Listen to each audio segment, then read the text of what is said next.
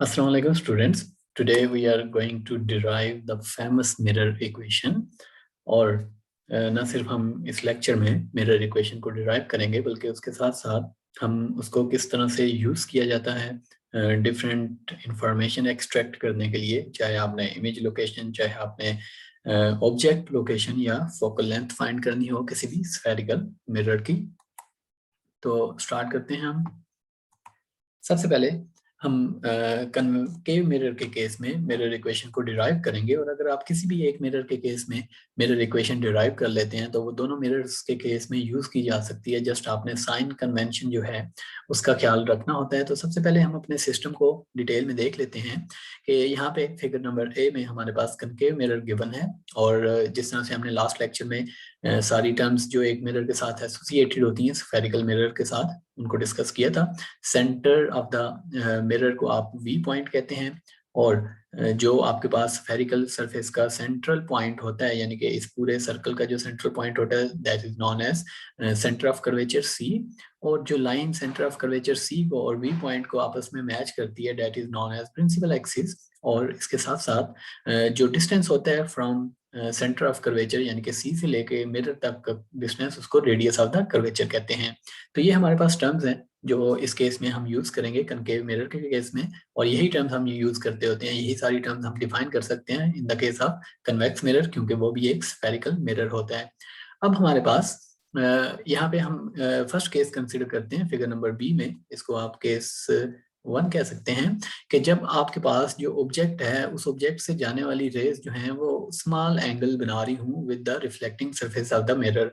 तो यहाँ पे ऑब्जेक्ट जो है ओ पे लोकेटेड है, और यहाँ से जाने वाली रेज जो है वो मिरर के साथ जब टकरा के रिफ्लेक्ट बैक करती हैं तो स्मॉल एंगल बनाती हैं। और इस स्मॉल एंगल बनाने के केस में ये रेज जो हैं वो एक पॉइंट पे मैच करती हैं, और उस पॉइंट पे, यानी कि इस केस में ये पॉइंट है और इस पॉइंट पे इमेज जो है वो बनता है आपके पास ऑब्जेक्ट का।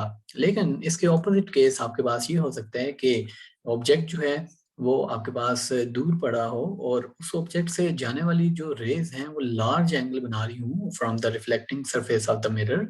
तो इस केस में जब ये लार्ज एंगल बनाएंगी from the reflecting surface of the mirror, तो ये डिफरेंट पॉइंट्स पे इंटरसेक्ट करेंगी ऑन द प्रिंसिपल एक्सिस। जिस तरह यहाँ पे ये 2 पॉइंट्स पे इंटरसेक्ट कर रही हैं प्रिंसिपल एक्सिस में, तो इस केस में जो इमेज बनेगा वो आपके पास ब्लर इमेज बनेगा, ठीक है। और ये इफेक्ट जो है ब्लर इमेज हमारे पास बनेगा, और ये इफेक्ट जो है, this effect is known as basically spherical aberration, ठीक है। क्योंकि मोर देन वन पॉइंट्स पे इंटरसेक्शन ऑफ रेज जो है, जो रिफ्लेक्टिंग रेज हैं उनकी intersection more than one points पे हो रही होगी ऑन द प्रिंसिपल एक्सिस। तो ये लाइन हमारे पास ब्लैक सॉलिड लाइन जो है वो प्रिंसिपल एक्सिस है।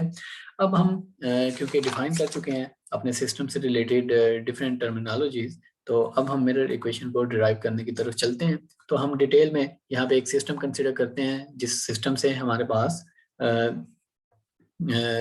इस सिस्टम से हमारे पास जो रेज हैं वो शो की गई हैं। और इस सिस्टम को देखने से पहले हम ये देखते हैं कि हमारे पास जो ऑब्जेक्ट ओ लोकेशन पे पड़ा हुआ है, इस ऑब्जेक्ट की हाइट हमारे पास h है, हाइट ऑफ द ऑब्जेक्ट जिसको हम कहेंगे।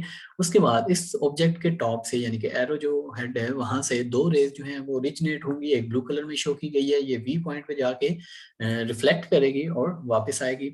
इसी तरह से रेड लाइन जो है, या रे नंबर 2 जो है, ये सेंटर ऑफ कर्वेचर से पास करेगी और मिरर की सरफेस से टकरा के वापस इसी डायरेक्शन में रिफ्लेक्ट बैक करेगी। ये दोनों रेज जो हैं ब्लू और येलो, ब्लू और रेड रे जो हैं, ये दोनों एक पॉइंट पे इंटरसेक्ट करेंगी, और यहाँ पे इमेज बनेगा आपके पास। तो ये इमेज जो है आई से शो किया गया है, और इमेज की हाइट जो है वो h प्राइम है आपके पास, ठीक है जी। तो रेड रे जो है वो एंगल अल्फा बनाती है हॉरिजेंटल एक्सिस या प्रिंसिपल एक्सिस के साथ, दोनों साइड पे एंगल अल्फा बन रहा है। और जो आपके पास ब्लू रे है, रे नंबर 2, वो रिफ्लेक्शन, उसका जो रिफ्लेक्शन एंगल है और जो उसका इंसिडेंट एंगल है, दोनों जो है आपस में इक्वल होंगे, क्योंकि लॉ ऑफ रिफ्लेक्शन के मुताबिक दोनों एंगल इक्वल होने चाहिए। तो दोनों जगह पे आपको एंगल थीटा शो किया गया है। नेक्स्ट जो हमारे पास टर्म्स हैं वो हैं ऑब्जेक्ट ओ का डिस्टेंस वी पॉइंट से तो ऑब्जेक्ट और वी पॉइंट के दरमियान जो डिस्टेंस है, या जिसको आप ऑब्जेक्ट डिस्टेंस कहते हैं, डेट इज पी। और जो इमेज और वी पॉइंट का या मिरर से जो इमेज का डिस्टेंस है, that is known as image distance and it is denoted by Q. और सेंटर ऑफ कर्वेचर से लेके मिरर तक का जो डिस्टेंस होता है उसको रेडियस ऑफ द कर्वेचर कहते हैं, और वो हमारे पास आर है। तो ये सारी टर्म्स हैं जो इस केस में एक्सप्लेन करना ज़रूरी था, ताकि जब हम इनको मज़ीद फर्दर आगे जाके यूज़ करेंगे अपनी इक्वेशंस में तो हमें इन टर्म्स का आइडिया होना चाहिए। उसके बाद हम आते हैं डिफरेंट और जो टर्म्स हमें यहाँ पे डिस्कस करनी चाहिए, कि जिस तरह से हमने पिछले केस में लार्ज एंगल वाली रेज और स्मॉल एंगल वाली रेज को कंसीडर किया था कि जब एंगल जो है वो स्मॉल बन रहे हों तो उस केस में हमारे पास एक क्लियर इमेज बनता है। और जो केस नंबर 2 हमने कंसीडर किया था उसमें जब एंगल लार्ज बन रहे हों तो प्रिंसिपल एक्सिस पे रेज जो है वो मोर देन 2 पॉइंट्स पे इंटरसेक्ट करती थी और इमेज जो है हमारे पास ब्लर बनता था, ठीक है, that is known as spherical aberration.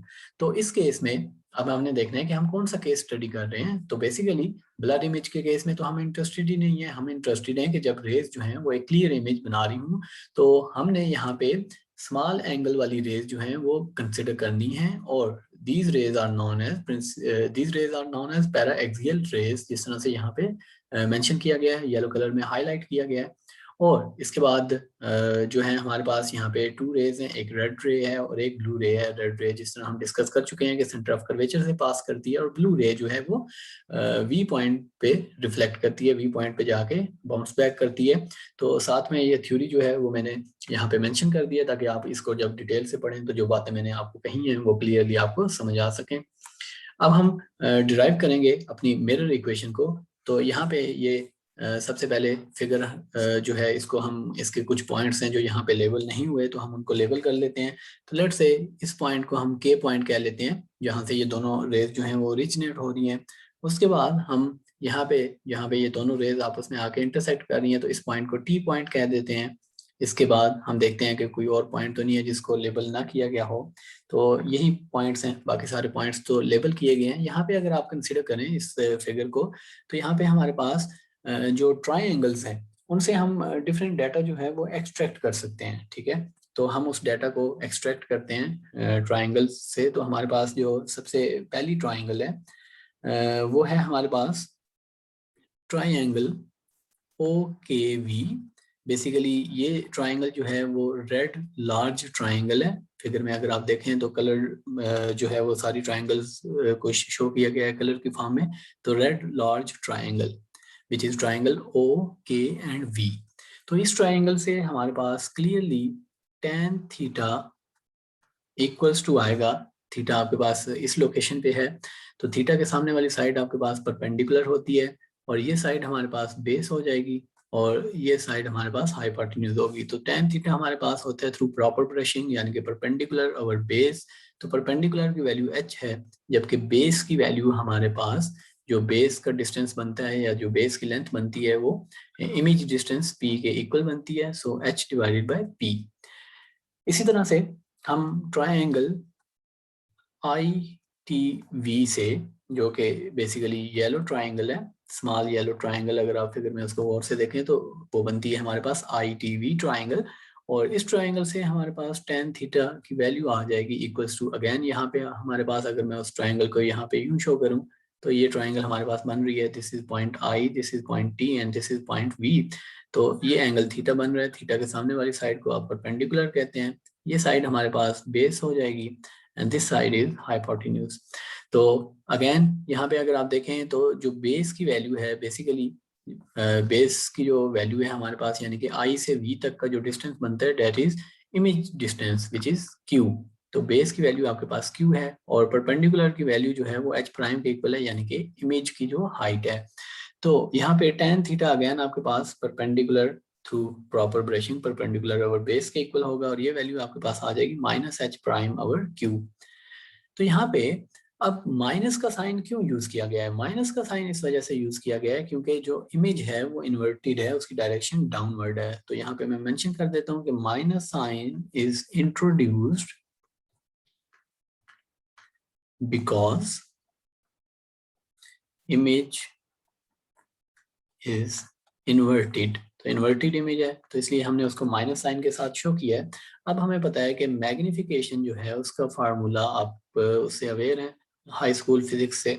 तो मैग्निफिकेशन को आप m से डिनोट करते हैं और इसका फार्मूला हमारे पास होता है h prime divided bye h, यानी कि जो आपके पास इमेज हाइट है उसको अगर आप डिवाइड कर दें बाय ऑब्जेक्ट हाइट तो आपके पास मैग्निफिकेशन आ जाती है। और मैग्निफिकेशन जरूरी नहीं होता कि हमेशा ग्रेटर देन 1 हो, it can be less than 1। क्यों? क्योंकि आपका इमेज जो है उसकी हाइट ऑब्जेक्ट की हाइट से कम हो सकती है। तो जब इमेज की हाइट ऑब्जेक्ट की हाइट से कम होगी तो आपके पास मैग्निफिकेशन लेस देन 1 आएगी। लेकिन जब इमेज की हाइट ग्रेटर होगी ऑब्जेक्ट की हाइट से, यानी कि इन लार्ज इमेज बनेगा, तो उस केस में ये ग्रेटर देन 1 आती है मैग्निफिकेशन। तो इस केस में अगर हम अब इस इक्वेशन से देखें तो हमारे पास h प्राइम की वैल्यू आती है -q tan theta cross multiplication से, और यहाँ से h की वैल्यू हमारे पास आती है p tan थीटा। तो ये दोनों वैल्यूज जो हैं अगर हम मैग्निफिकेशन के फार्मूला में यूज करें तो -q tan theta divided by p tan theta हमारे पास वैल्यू आ जाएगी। tan थीटास कैंसिल हो जाएंगे हमारे पास, और h प्राइम और h हमारे पास आ जाएगा -q डिवाइडेड बाय p। तो ये हमारी फर्स्ट इक्वेशन है, इसको हम कह देते हैं इक्वेशन नंबर 1। इसको हमने इक्वेशन नंबर 1 कह दिया। अब हम देखते हैं कि बाकी ट्राइंगल्स से हमें क्या इंफॉर्मेशन मिल सकती है। तो यहाँ पे जो ट्राइंगल है हमारे पास, नेक्स्ट ट्राइंगल हमारे पास बनेगी। पहली ट्राइंगल है हमारे पास फ्रॉम ट्राइंगल CIT। तो ये CIT ट्राइंगल है हमारे पास which is green triangle. Figure में अगर आप देखें तो इसको ग्रीन कलर से शो किया गया है। और इसी तरह जो हमारा सेकंड ट्राइंगल कंसीडर करेंगे वो है हमारे पास OKC, जो कि रेड स्मॉल ट्राइंगल है। यहाँ पे वापस हम फिगर पे जाके देख लेते हैं कि ट्राइंगल CIT कौन सी ट्राइंगल है। तो ट्राइंगल CIT जो कि ग्रीन कलर में यहाँ पे शो की गई है वो ये ट्राइंगल हमारे पास बनती है। और यहाँ पे मैं हाईलाइटर से इसको मेंशन कर देता हूँ। तो ट्राइंगल CIT CI और T पॉइंट, तो ये ग्रीन कलर की ट्राइंगल हमारे पास बनती है। नेक्स्ट ट्राइंगल जो मैं कह रहा था वो बनती है OKC। तो ये ट्राइंगल OK और C यानी कि स्मॉल रेड ट्राइंगल जो है ये हमारे पास बनती है और एंगल इसका अल्फा है। तो इन दोनों ट्राइंगल्स को मैं मेंशन भी कर देता हूँ वहाँ पे, ताकि हम इजीली इन ट्राइंगल्स से जो इंफॉर्मेशन है वो एक्सट्रैक्ट कर सकें। तो यहाँ पे सबसे पहले मैं जो ग्रीन ट्राइंगल है उसको मेंशन कर देता हूँ विच इज ट्राइंगल CIT। तो CIT ट्राइंगल हमारे पास ये ट्राइंगल बनती है। यहाँ पे आपके पास सेंटर ऑफ कर्वेचर है, यहाँ पे I पॉइंट है और यहाँ पे T पॉइंट है हमारे पास, ठीक है। और यहाँ पे जो एंगल बन रहा है वो हमारे पास एंगल अल्फा बन रहा है। उसके बाद ये जो इमेज की हाइट है दैट इज h प्राइम। अब हमने देखना है कि हमारे पास बेस की वैल्यू क्या है। तो अगर आप वापस चलें इस फिगर पे तो हमारे पास जो ग्रीन ट्राइंगल है इसकी जो लेंथ है, बेस की लेंथ, वो आपके पास आ सकती है r-q करके। क्यों? क्योंकि ये जो लेंथ है ये बेसिकली लेंथ है ग्रीन ट्राइंगल की बेस की। तो r में से q डिस्टेंस माइनस कर दें तो हमारे पास बेस की लेंथ आ जाएगी। तो so this distance is r-q। तो यहाँ से हमारे पास tan अल्फा की वैल्यू आ जाएगी equals to through proper brushing base over. तो base over through proper through perpendicular over base, यहाँ पे फार्मूला यूज करेंगे हम, ठीक है। tan है क्योंकि हमारे पास, तो इसकी वैल्यू हमारे पास फिर आ जाएगी -h प्राइम। माइनस का साइन अगेन इन्वर्टेड इमेज की वजह से हम यूज कर रहे हैं r-q। और इसी तरह से जो हमारे पास रेड स्मॉल ट्राइंगल बन रही है वहां से हम देखते हैं कि हमारे पास रेड स्मॉल ट्राइंगल इस शेप में बन रही है। तो इसको हम ड्रॉ कर लेते हैं OKC ट्राइंगल को। तो OKC ट्राइंगल है हमारे पास, okay. So this is OKC triangle, this is point C, this is object point and this is point K। और ये ऑब्जेक्ट की हाइट h है हमारे पास। यहाँ पे हमारे पास जो एंगल है वो अल्फा बन रहा है और थीटा के सामने या एंगल के सामने वाली साइड को आप परपेंडिकुलर कहते हैं। ये साइड हमारे पास बेस के इक्वल आ जाएगी और ये साइड हमारे पास हाइपोटेन्यूज होगी। हमें परपेंडिकुलर और बेस की वैल्यू चाहिए। तो बेस की वैल्यू जो इस ट्राइंगल की बेस है OKC ट्राइंगल की वो इस लेंथ के इक्वल है which is actually equals to P-R। तो P-R जो है वो इसकी बेस हो जाएगी P-R के इक्वल। तो tan अल्फा इस ट्राइंगल से हमारे पास आ जाएगा h डिवाइडेड बाय P-R। तो इन दोनों इक्वेशंस को अगर आप कंपेयर करें तो हमारे पास -h prime divided by r-q equals to आ जाएगा h divided by P-R। Okay.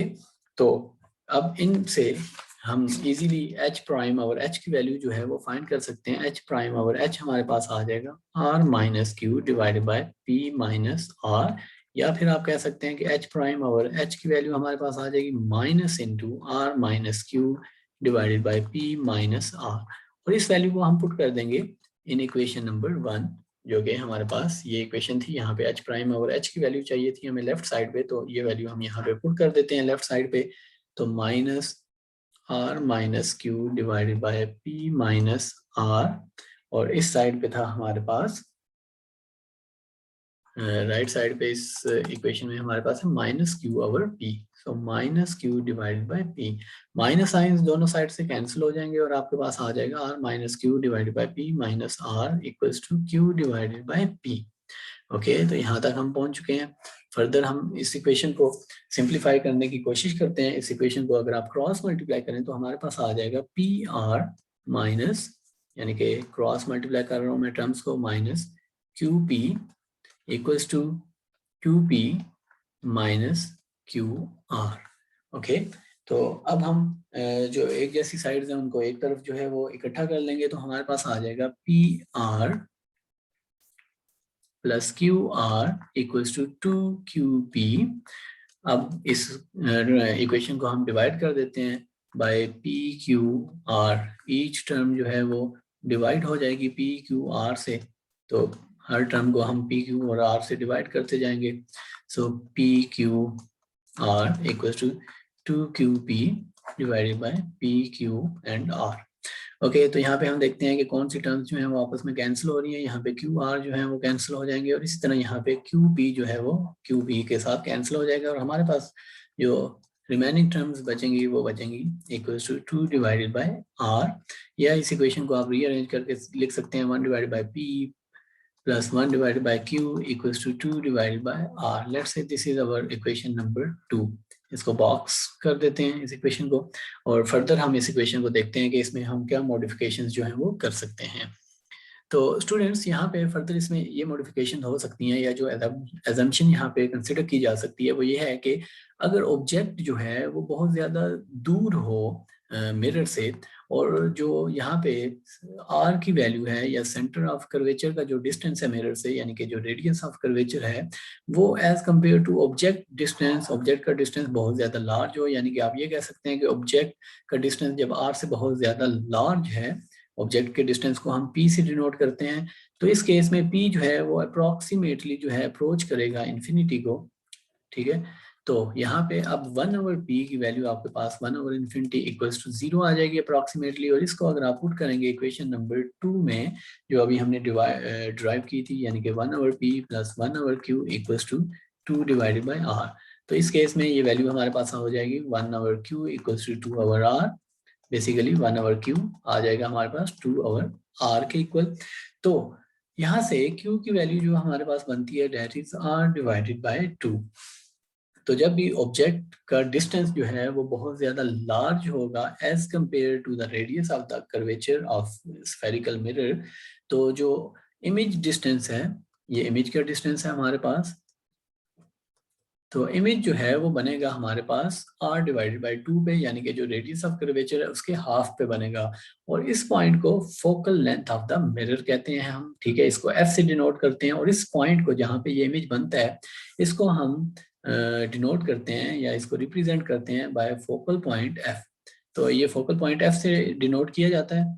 ठीक है, तो इसको मैं हाईलाइट कर देता हूँ, जो फोकल पॉइंट f है, जहाँ पे इस केस में हमारे पास इमेज बनता है, उस पॉइंट को फोकल पॉइंट f कहते हैं, और इस पॉइंट का जो डिस्टेंस बनता है फ्रॉम द मिरर उसको फोकल लेंथ f से डिनोट करते हैं। तो r डिवाइडेड बाई 2 जो है वो एक्चुअली आप उसको लिख सकते हैं इक्वल्स टू f। तो r डिवाइडेड बाई q को हम इक्वल्स टू f यहाँ पे लिख सकते हैं, which is known as f। This is the focal length of the mirror, जो कि रेडियस ऑफ कर्वेचर को 2 से डिवाइड करने से आपको ऑब्टेन होती है। तो अगर अब आप इस वैल्यू को पुट कर दें इन इक्वेशन नंबर 2, ठीक है जी, जो इक्वेशन नंबर 2 थी यहाँ पे हमने अभी डिराइव की थी, तो 2 डिवाइडेड बाय r की जगह हम फोकल लेंथ की वैल्यू पुट कर देंगे, तो ये इक्वेशन हमारे पास बन जाएगी 1 over p plus 1 over q equals to 1 divided by f। So this is known as mirror equation, this is known as mirror equation in terms of focal length f। तो ये mirror equation है इन terms of focal length F, जबकि ये जो equation number 2 हमने यहाँ पे box में इनक्लोज की थी, ये भी मिरर इक्वेशन है आपके पास in terms of radius of curvature. ठीक है, तो ये दोनों मिरर इक्वेशंस हैं।